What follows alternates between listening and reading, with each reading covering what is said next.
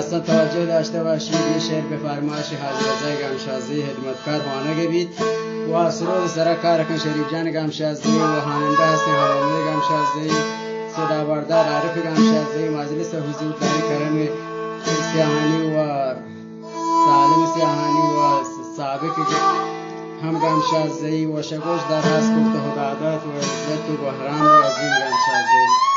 یہ صوتی پر بیشماره نداری.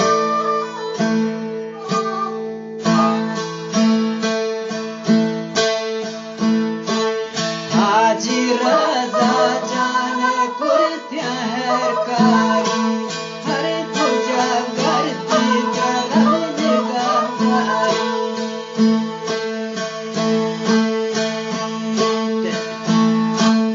حاجی رضا جان کرتیا ہے کاری ہر کجا کرتی کرم نگاہداری.